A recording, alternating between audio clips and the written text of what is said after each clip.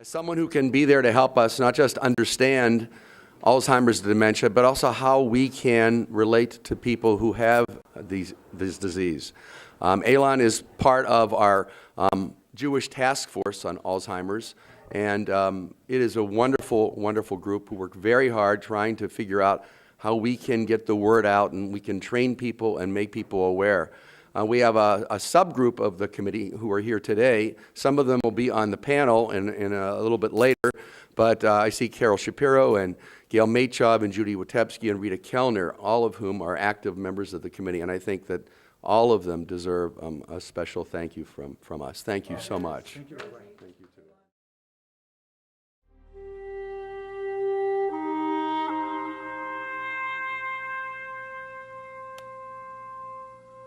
When people are very old and deteriorated and no one enters their world and they're just sitting there, they will withdraw inward more and more. And their desperate need for connection is all now inside. And if a person is all alone, even if they're very, very deteriorated, there's a longing for this kind of closeness. Mrs. Wilson? Hello. You want me to sit? Can you see me good?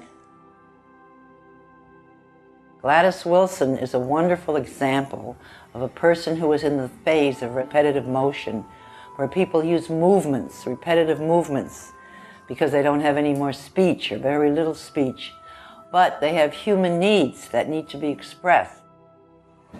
You're crying. Crying, you have a tear right here in your face. You have a little pain. You don't want me to touch you. You're very sad. Can you see me? Is it scary? Are you afraid? And if this person sits with their eyes closed, rocking back and forth, and maybe there's a tear coming down, there's a need there. Here. There's a little tear that's coming out. Do you feel it? You feel a little tear? If you gently use touch, and I touched Gladys Wilson with the fingertips right here on the cheek, is where the mother usually touches a child. If you touch an infant there, it looks up, and every cell remembers where it was touched by the mother. And often that person knows, even if they can't say a word at that moment, they won't talk, or they don't want to talk, but there's a communication. And that person is no longer alone. Can you let me in a little bit? You think? Just a little? You think I could be with you and Jesus for a minute? Jesus loves me, yes, I know, for the Bible tells me so. I used music, because when speech is gone, music, especially with Gladys Wilson, it was religious music, because there's emotion tied to it and safety tied to it. So I used her old church songs. Jesus loves me, yes, Jesus loves me. Yes, Jesus loves me. The Bible tells me so. What I did was, when she moved, I moved with her. And when I was singing, because she didn't sing with me, so I matched the intensity of my voice to the intensity of her movement. And pretty soon, for a split second, we became one person. Jesus loves me. Yes, Jesus loves me. The Bible tells me so. So at one point, when she got very quiet and very peaceful, and my voice became very quiet as hers and very peaceful, and my breathing slowed to her breathing, she pulled me to her, and I moved with her. And for her, at that moment, I believe I was a symbol of her mom. Can you open your eyes now? Do you see me? Feel safe and warm? Yes? Can you sing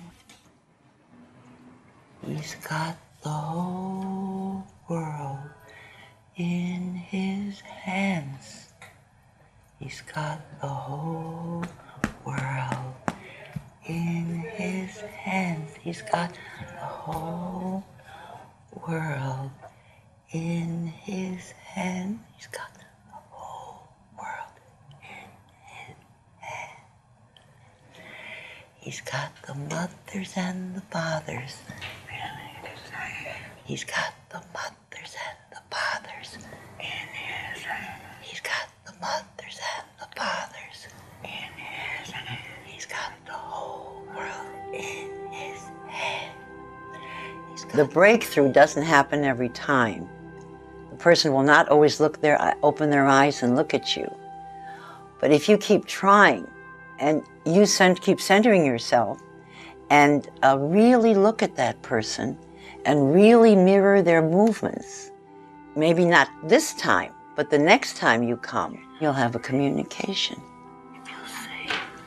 You feel safe? Yeah. With Jesus? Yeah. And me?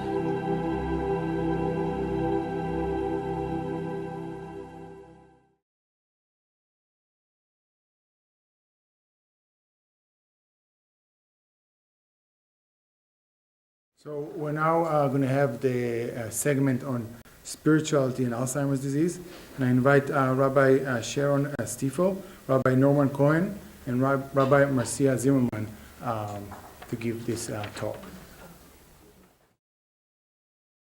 If nothing else, our responsibilities as rabbis, no matter whether we are in the pulpit, Jewish education, chaplaincy, or at an institutional position, includes trying to imbue the world with awareness and sensitivity to Kedusha.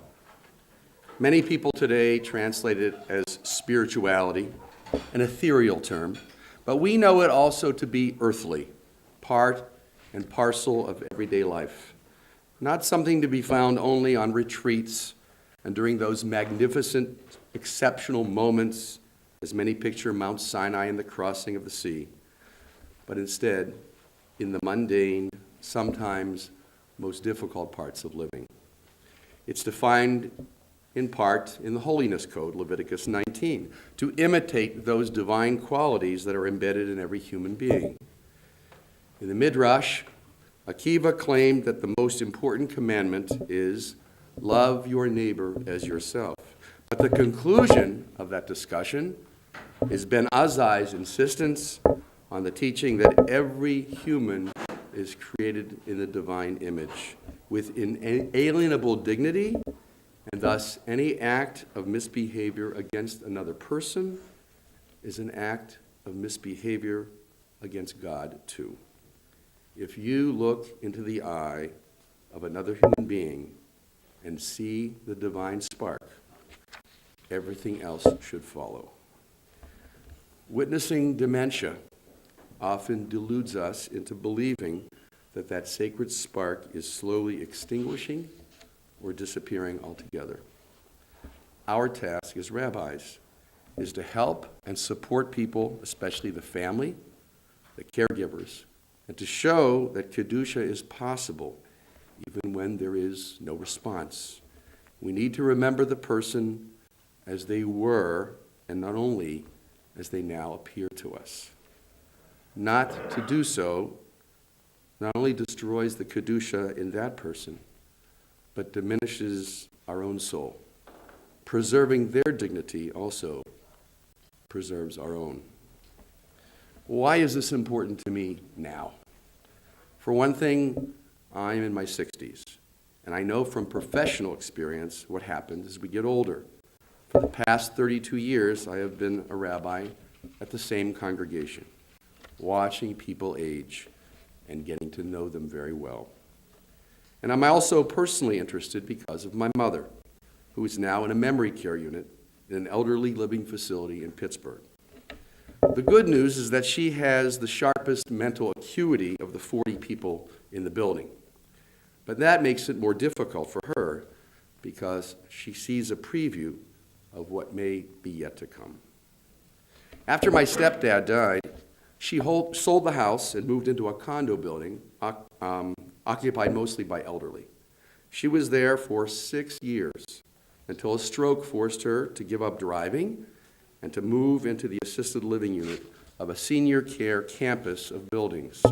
After another stroke that she had during one of my visits while we were sitting at the breakfast table, she had to move into the memory care unit. And she can stay there until she is no longer mobile, and then it's the nursing home just 100 yards away. But what a distance. She wants to die. I used to try to persuade her not to talk that way. No longer. I don't blame her. She asks me constantly, why won't God let her die? You should know, Norman, you're a rabbi. No, I tell her, I'm your son.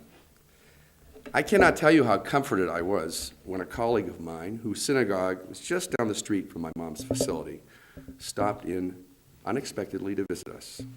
He sat with us for a while and then walked out into the hall with me, something all of us do. But it was no small thing. It was powerful. These situations are opportunities to put our theory into practice, actions we can easily identify in our texts, but not always in real life. I think of Psalm 71, cast me not off in the time of old age, when my strength fails, forsake me not. Or Leviticus 19:32, you shall rise before the aged and show deference to the old, one of those items from the so-called Holiness Code. My mother's dementia is subtle, and it's very slow to advance. She knows who everybody is and loves recounting stories of the past. What a good boy you were, Norman. You never gave me any trouble. But she is so very confused, not just about what a good boy I was, but about so many things that were so difficult at first for me to comprehend. Before every one of my trips to Pittsburgh, on the phone, she would ask me to bring her ketubah from that wonderful event when I had the privilege of marrying her and Mickey. And in her mind, when I became the eternal keeper of the ketubah. She's always had the ketubah, but she never can find it. So eventually I learned that the best thing to do was to fill out another one and sign it anew. Not just my signature, but the Adim as well, her two closest friends who died long ago. And there is her insistence that her husband Mickey died just last year, when he has actually been gone for over 8 years. My Pittsburgh cousins, who oversee her care, used to argue with her, as I did, trying to correct her. This was extremely frustrating and only left her sadder. We finally stopped arguing and just agreed with her. It helped to recall God telling Abraham a white lie about Sarah's laughter. Is it lying, or is it ethical fibbing? Many of us are familiar with the Hasidic story in which a prince sits under the table naked, refusing to participate in the things that human beings do because he thinks he is a rooster. A rabbi succeeds in getting the prince back at the table with his clothes on, not by talking him out of this rooster identity, but by taking his clothes off and getting down under the table, convincing the prince that he, too, the rabbi, is a rooster, and that it is okay sometimes to behave like humans. The rabbi entered the prince's world, and only then could he hope to make any connection. Not doing so eliminates the possibility. There are no surefire methods, no easy solutions, but there are so many needs. The needs of those who are struck by dementia in all of its nasty forms, and the needs of their family, their caregivers, who are plagued by frustration, anger, and guilt. Can we remind others, but most of all ourselves, that the commandments about honor and respect are the only incentive we need to create a way for aging to have sanctity to it? Sacred aging is our responsibility as gatekeepers in the Jewish community. People are living longer today, and the rate of dementia is consequently higher than in past ages. But this is not a new issue for Jews. The The Talmud instructs us, show respect to an old man who has forgotten his learning through no fault of his own. It then points out that the ark held both the shattered fragments of the first set of tablets and the whole unbroken second set. While we never lose our brokenness, we can become whole again. We can embrace our shattered hearts. We can become more compassionate, caring, and forgiving because we feel our brokenness when we share the pain of others. In the case of dementia, the person we look at must also remain in our mind's eye the person that he or she used to be. Thank you.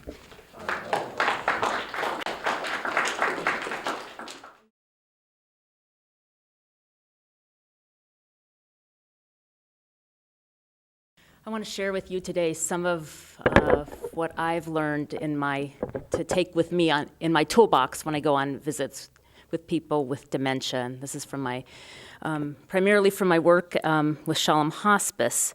And so everything in which Elan spoke to us today, I feel like I've incorporated into it. And one of the key factors I take with me is music. And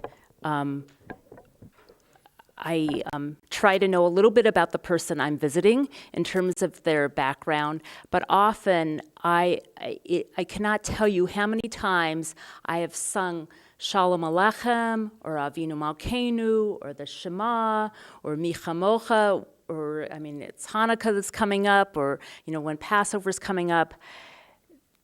Just as Elan taught us that, things that are the first that go in are the last to leave. And a patient that can be sitting in a wheelchair, seemingly out of it or not connecting, can belt out music in a way that's, I find, very gratifying to myself. And it's not about me, but also, for them, it's really lifting their soul. And it's not just, I would say it's not just the Sidur. I think there's songs like Hava Nagila or Hatikva, or, you have to experiment. You don't know what's going to connect for one person, might connect with another. I've had patients sitting around a table all start singing Hava Nagila. It's just it's a commonality that people have. And there's something about that connection, and they may do very interesting things. We have a woman who really has the words of Hatikva, there. She can start singing sunrise, sunset with the words of Hatikva. So you just, you go with it wherever they are. They're connecting, and I think that there are ways in which also the words of prayer work. I don't only see Jewish patients. So, for example, I would see one woman and I would read to her from her Catholic devotional, and I would, approach her and I say, is it okay if I read to you from your Catholic devotional? And then this is a woman who converted to Catholicism in her maybe 90s or something. And so she says to me, after maybe 5 visits, the next visit she says to me, but I'm Lutheran. Because she grew up Lutheran. And luckily, she had the Lutheran prayer book also on her nightstand. So I said, okay, well, why don't I read to you from your Lutheran prayer book? So, I'm easy. But, bringing a Siddur with you or, other things can really enhance the visit. I have just a short story of also the nature of humor. I have one woman who just loves to sing, and she belongs to Temple of Aaron, but she's talking to me and she's saying, do we have something going here? Should we go do something with this? And I say, go to a recording studio? She says, yeah, go to a recording studio. And if you know my voice, I can't sing. But anyway, I was she said, yeah, and you'll take the lead. And then we decide to, okay, we'll just, maybe we'll just keep it simple. Maybe we'll just go to the Bima at Temple of Aaron. And then she says, but we'll have to get permission from the Chazar. And she starts laughing. She meant Chazan, but she said Chazar. But so the ability to laugh and have humor. What? Right. And I can say that, and luckily, anyway. So there can be some very special moments. the conversation too. I mean, we talked about the photos. You can look at photos in the room. To pay, you got to go with the flow. I have, a person like you say, preparing, know their background. I mean, a woman has told me that she worked for Hubert Humphrey, and so I'll visit her and I'll say, so you used to work for Hubert Humphrey, and she'll say, yes, he was a very good man, and so I'm bringing it back, that special memory to her, or you used to lead services in Duluth, and the person might say, yeah, I think so, or could be, but you're remembering for them. You're bringing back that feeling in a positive way, what they can no longer remember themselves. And then, of course, you have the Mishaberach in your toolbox. Sometimes they can tell you their Hebrew name and their children can't, and that's very gratifying, like I'm calling the children to tell them, yeah, she said her name was Chaya Gittel. So, it's helpful. Some of them, they can, they know how to, that automatic amen that slips in can really be there. Taking their hand, having your hand under so their hand is on top, taking their hand and holding it. Sometimes we can just be looking out the window at the cars going by or the rainstorm. If the weather's good, we could go sit outside, look at the flowers, or go to the patio. You just have to be present in the moment. And then there's curiosity and there's the ability to be surprised, to always be surprised. I mean, you can have a breakthrough moment sitting with one gentleman, and all of a sudden he says, how did I become such an invalid? And it's like, something is going. Or I'm talking to him about Kaplan and Eisenstein, and I say, well, Eisenstein was Kaplan's son, and he goes, son-in-law.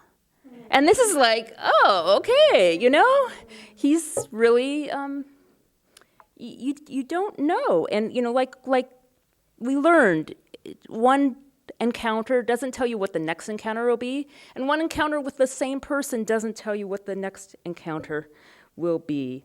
And I think people are sorting things out. I had one patient who said, I've seen this world, that world, and the other world.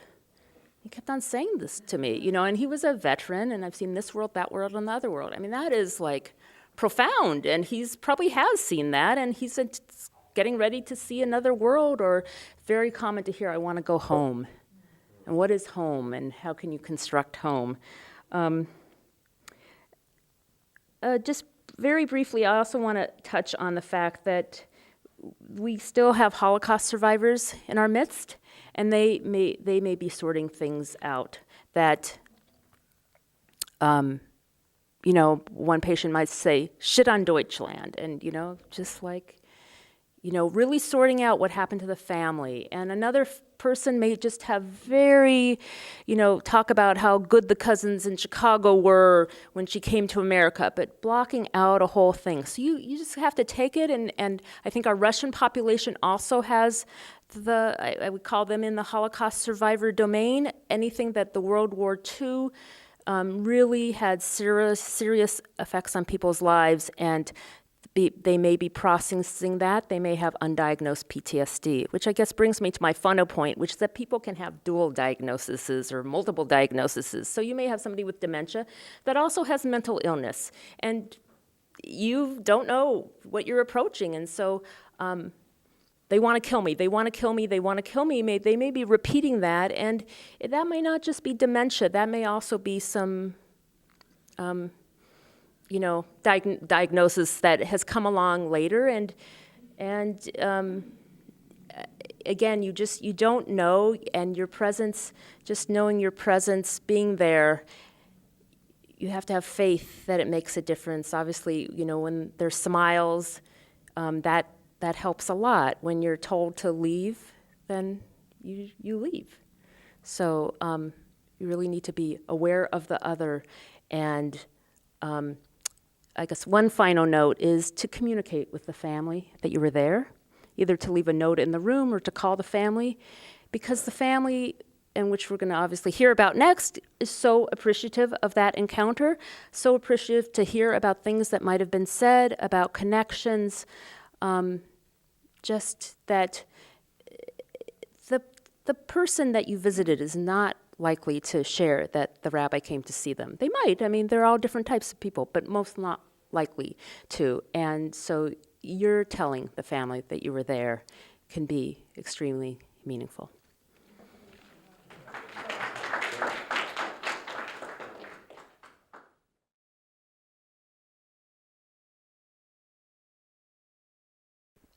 So between Frank and myself, we, of course, have 4 parents.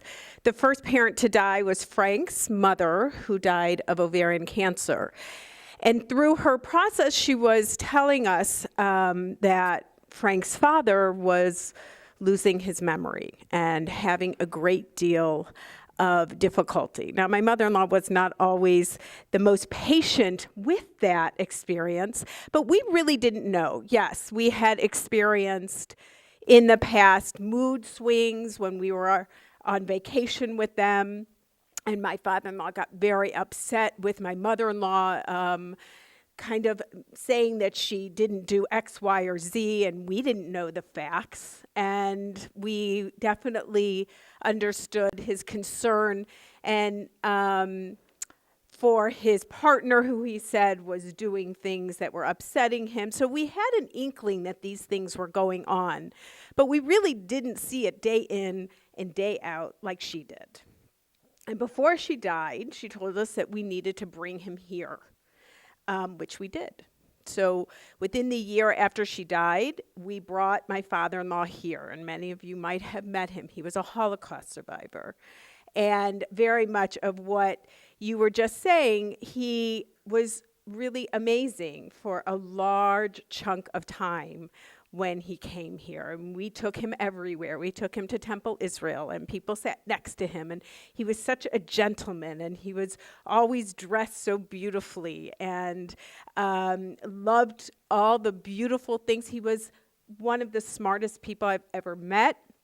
He had he was an OBGYN. He was had also a degree in psychology, was going to be a psychiatrist as well. So throughout the years, he was so wonderful to talk to, and he would openly tell his stories about the Holocaust. And so through the years, we really experienced so many things about him. And as he declined, we tried our hardest to keep his dignity. But let me tell you what happened behind the scenes. Because in the meantime, my parents died, and he was the only one left. It's really amazing. But behind the scenes, things happen daily that set the family really against each other at different times, because everybody kind of took their roles. So during the time of his decline, he began telling stories about how Frank used to leave him on the side of the highway and he had to walk home. And Frank's sister at first thought that was true, right? And so there was a lot of upset.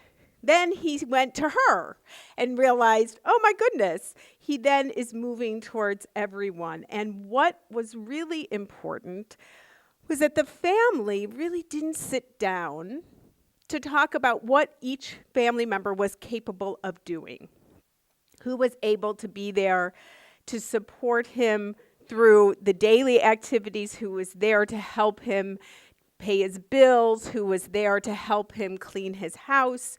When he punched the woman who came to clean his house, we had another situation that we had to deal with. But the amazing piece of it was that by then we all were on the same page. It took a while for all of us to recognize that this disease was really what was acting, and that was the behavior, not my father-in-law. And so I think as rabbis, it's really helpful for us not only to visit the individual, but to potentially bring families together. Because when I think about my own family, it would have been helpful to have a third party bring us together and to talk about really what were the needs and what each of us was capable of doing, rather than it sort of happening behind the scenes, and then each family member kind of took their role, and some felt upset about it, and others felt very comfortable in their role, and it wasn't always the best because nobody had brought everybody together. So I guess for me, I thought that was and it's sort of preparing for today that I got that awareness. Don't think I got it when we were going through it, but that it really would have been helpful for somebody to call us all in together and to talk to us about our feelings, about what we were capable of doing. So I think that's a role we can play.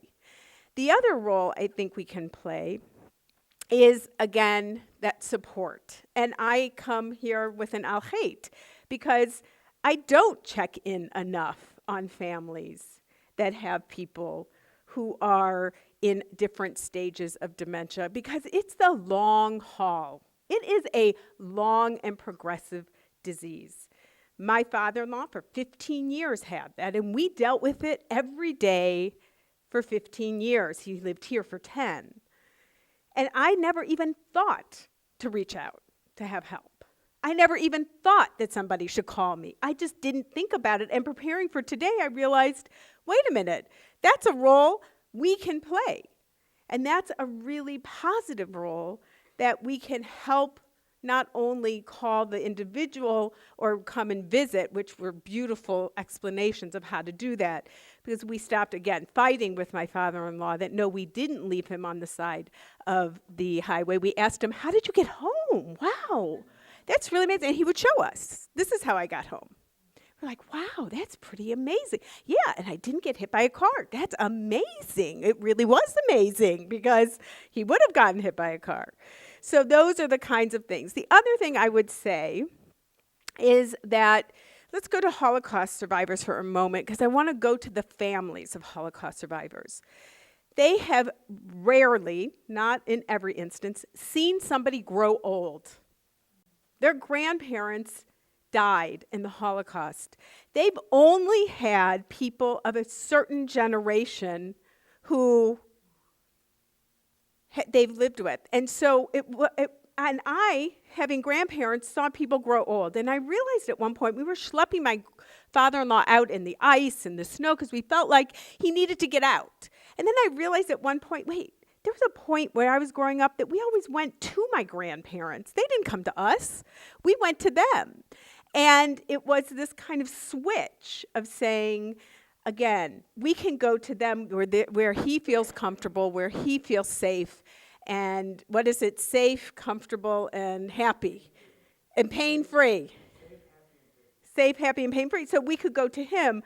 But again, with families of Holocaust survivors, you have to remember, for the most part, they've never seen anyone grow old. And so they don't even have the tools to understand what that looks like. And that's, again, a place we can play a part in helping them go forth. So we're going to hear from family members, which is in the midst of it or having just experienced it. So I'm going to turn that over, but I just want to finish with one text piece because I think the idea of what an angel is in the Torah, if you read Kugel, I don't know if you've ever read him, but he talks about the idea that angels in the Torah are always human beings, and you don't know they're angels until they leave. And we have this week, of course, the wrestling with the angel of Jacob.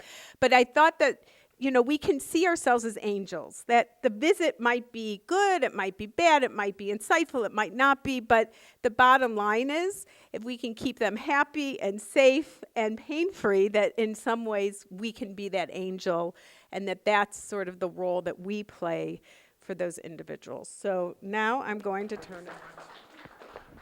Well, I just wanted to say quickly that the team prepared a handout called "How Can Rabbis Assist Family Members of People with Alzheimer's?" And I welcome the panel, the family panel.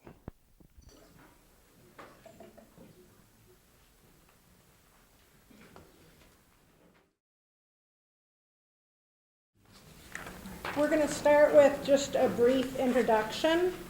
My name is Carol Shapiro, and I am a caregiver for my husband, Alan.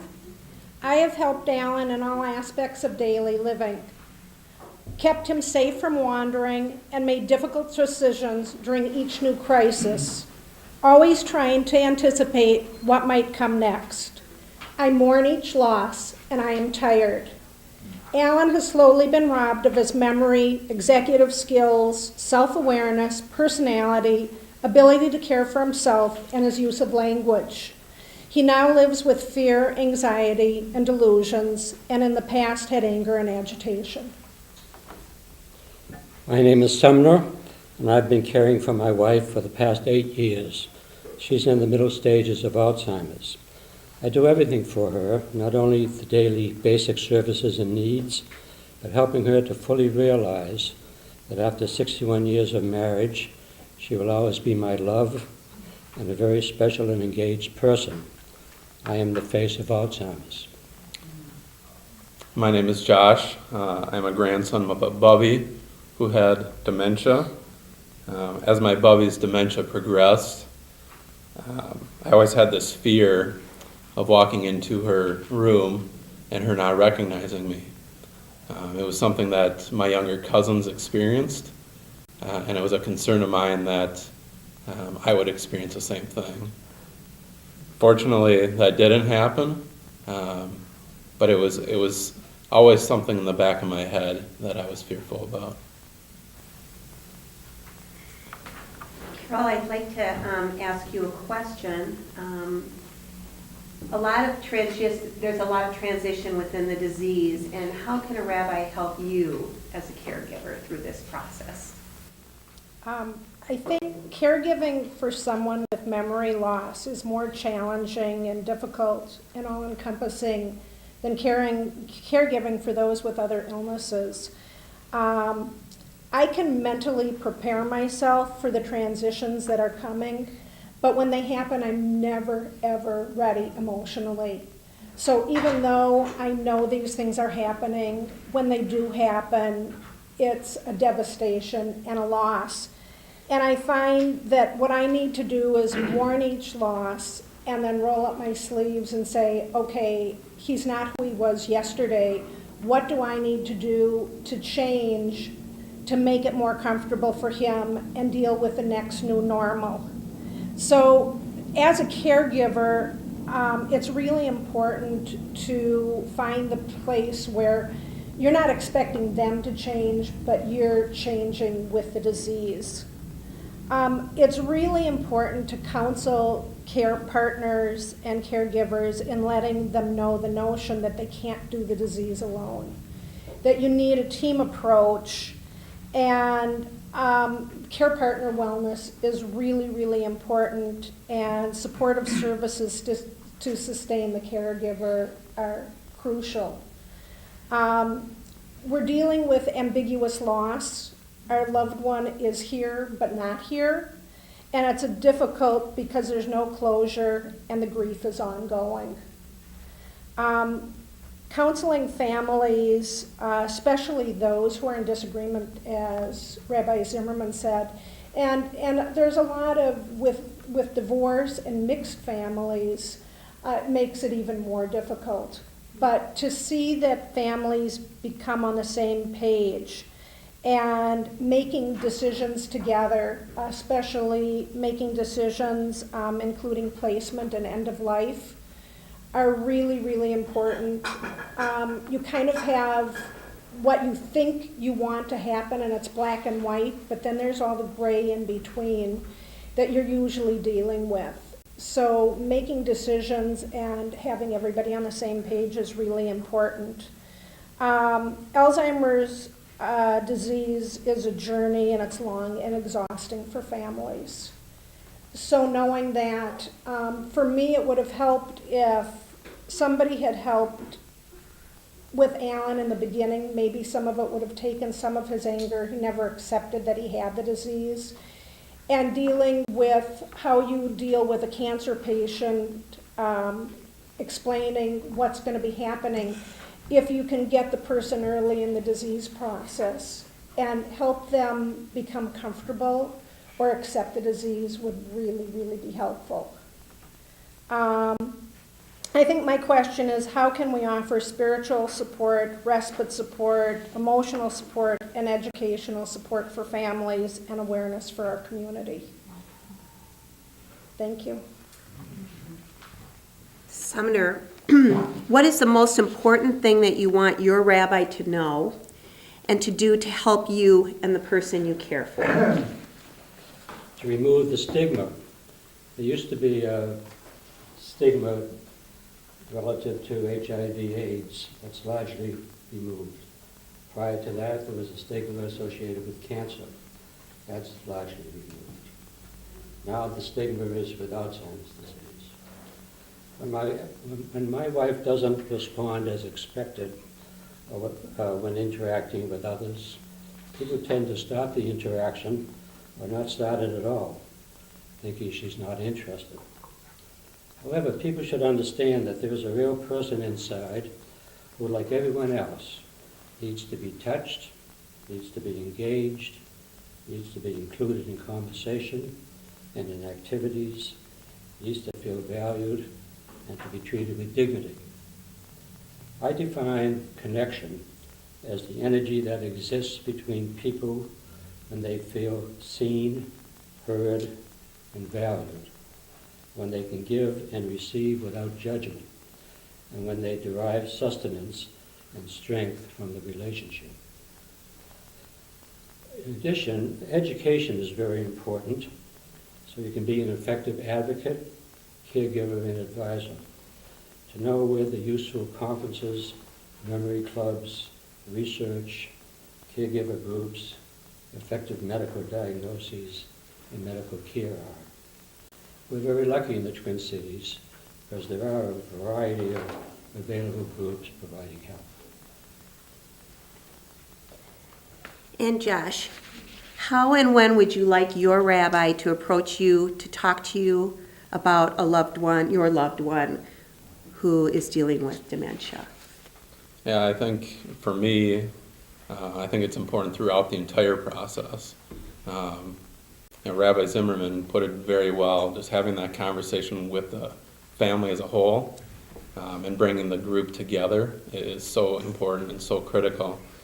I think for me, going beyond the spouse or the significant other and even going beyond the children and looking to the grandchildren as well. Because the way I look at it is, the spouse or the significant other or even the child is that primary caregiver. But, I was a grandchild and I look at myself as a secondary caregiver, filling in when needed and supporting in any way I can. For me, it was difficult to see the challenges that my mom went through as a primary caregiver, and it would have been helpful to have a conversation with my rabbi about, here are the challenges I'm seeing, here are the feelings I'm having, and so I think that's a role that the rabbis can definitely play. I think kind of going beyond that is, I've talked in the past about, finding the joy of your experience with a loved one. And I think the rabbis, you all can play a role in being that third party, as Rabbi Zimmerman talked about, to bring the group together to help identify how to find that joy and happiness together. Beyond all of that, I think education, as Sumner just spoke about, is so important, and you all can play a role in that as well. For my age group, and well, I'm not so young anymore, but for high school, middle school, I think it's important to look at avenues such as discussions within your confirmation classes, within your youth groups, because it's impacting kids as well. And so having those open conversations, I believe, is really important. And at this time, we'd like to open it for questions or comments, and you can address them to anyone on the panel, and I'll just be repeating the questions so that we can get it on videotape. So he would like to know what Bet Shalom Rabbi Cohen is offering. I think you could answer that question. Well, I think I can, actually. We have a support group through the Alzheimer's Association that meets once a month, and Rita Kellner and myself, Judy Witebski, are co-facilitators of that group. It is through the Alzheimer's Association, and it's open to anyone. They do not have to be Jewish, and we do have some people that are not Jewish within our group. And then we had Rabbi Cohen had for High Holidays a sermon about aging and dementia, and it was very helpful to our congregation. And then we always have a food for thought on Yom Kippur, and there was an hour-long program that we had, and that too really got the community excited, because we now have more people in our support group because of that. I think it's been making other rabbis aware in the community to do more on that as well. And we're going to hopefully start a committee on aging within our synagogue as well. So those are things that are happening. Anything else, Yeah, I Rabbi think, Cohen? my colleagues here ought to know that the group that we have, and also the High Holiday Forum, there were people from other congregations who came up to us and said, boy, I hope that our synagogue will do something like this as well. And that was partly a cue for this session today, so that other rabbis will want to do that. We'll be glad to share the programs and the materials we did with you if you want, just to contact us privately. So he said that he would be glad to share materials, and that other congregants throughout the community were also interested in having things like this at their synagogues as well. And there were a lot of people throughout the community. I'm just going to also add something. There were a lot of people throughout the community that attended our Food for Thought. So not just our congregants, but other congregants as well. And Any other? Group here. So Yes, and JFCS. Outlet and support. Yep, JFCS does have a group here as well. Yes, Rabbi? One thing I wanted to just mention, stigma. So is there, what is the stigma all about? And were you uncomfortable dealing with telling people about dementia or Alzheimer's, or were they fearful because of the stigma approaching you and talking to your loved ones? And can I do a friendly addition about the age of the person on the onset? Because I think that has an effect as well. Okay, so an addendum, the age of the person who has dementia, does that play a role in the stigma as well? Every congregation talks about there being a welcoming congregation. But I must say, I found that in my congregation, when we're there, very few people come up and greet my wife or to say hello. So it seems to me, and I'm sure we're not the only one, and so it seems to me some of the things that were talked about today, about effective communication, effective interaction, needs to be talked about to our congregants, not only rabbis. And I think rabbis should take the lead in that, so that people will understand that that they, as I've said, these people have the same requirements as everyone else as far as human interaction. I know, speaking to your question, my husband was 51. When he started showing signs, we didn't realize what it was until he was 56. It would have really helped me because I didn't know that there was personality change, and that was one of the beginning signs. If I had known that, I would have realized, because my husband was really gentle and loving and became really aggressive. He never hit me, but he was very verbally abusive. And was scared stiff of the diagnosis because his father had young onset also. We hid the diagnosis for about a year and a half, which was really, really difficult. And then once we told about the diagnosis, it was much easier on me, but harder for him, because people did come up, how are you feeling? And, you know, there's a big difference, and people don't understand all the different stages, and that when he was in earlier stages, he could communicate. And people definitely didn't approach correctly, and I think people think, oh, you have Alzheimer's disease, all of a sudden you don't know anything, and that's not the case. It's a gradual loss. So, and even now, we'll go places, and if I take him, I don't take him out very often, but if I do, people come up behind him, and I'll say, could you come in front of him so he can see you? And they'll say, it doesn't matter. And that really hurts me. Yeah, I think for me, removing the stigma is more about, kind of going back to having the conversation with kids, is just opening up that conversation through, youth groups, confirmation classes like I spoke of, and empowering these kids to talk about it and giving them an opportunity to share their feelings. Because I think a lot of times you kind of bottle it up, and either because you're embarrassed to talk about it or it makes you incredibly sad. And it's important to remove that stigma and allow kids to speak their mind freely. Yes. I think in response to Rabbi Stoker's question and each of your answers, when I was studying for giving my sermon, I learned a lot. I think the stigma is about fear, as stigmas usually are. We have that irrational fear that it's contagious. If I get too close to you, I'm going to get it too. We know it's not true.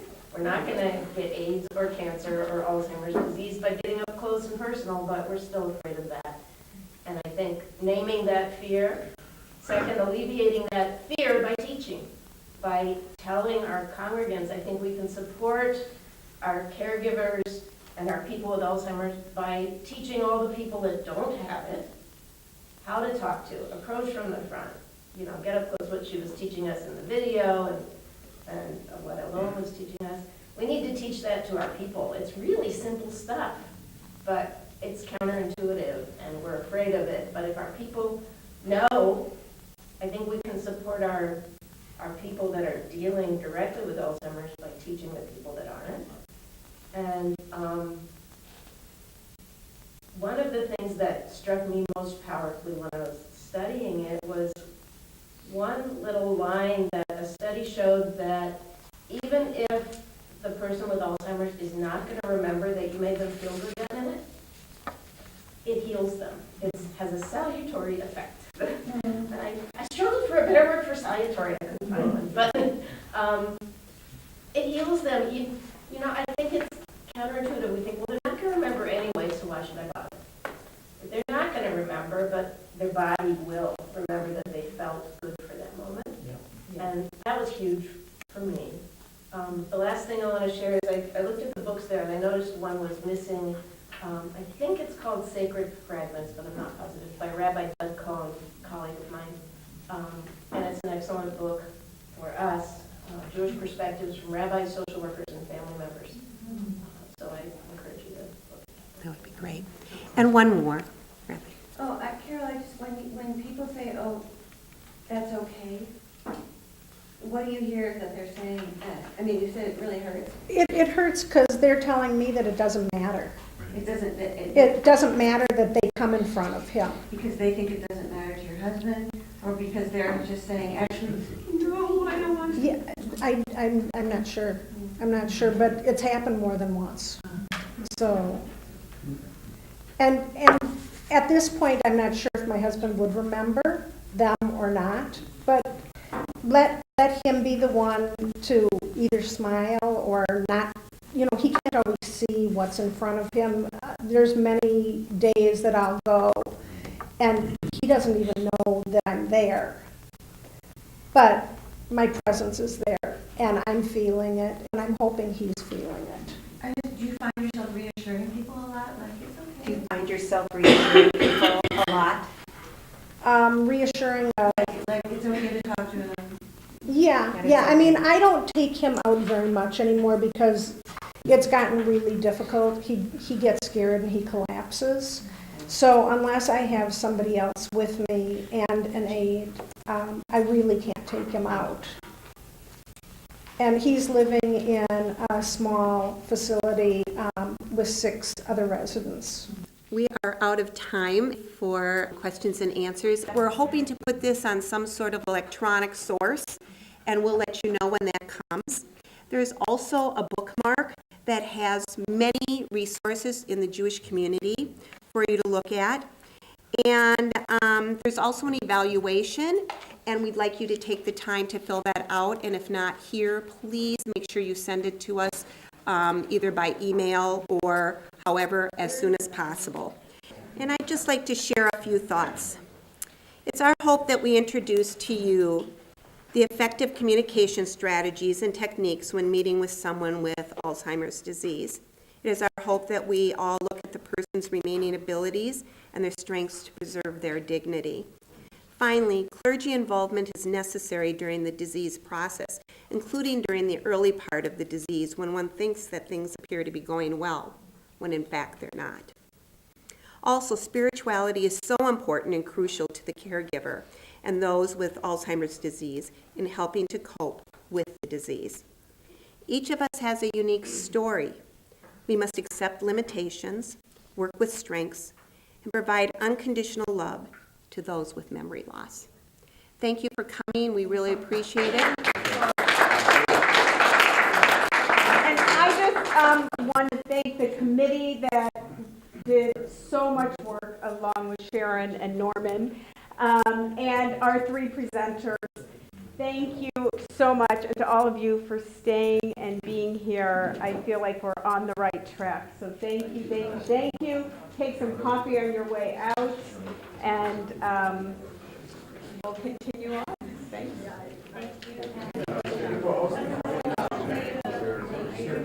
you.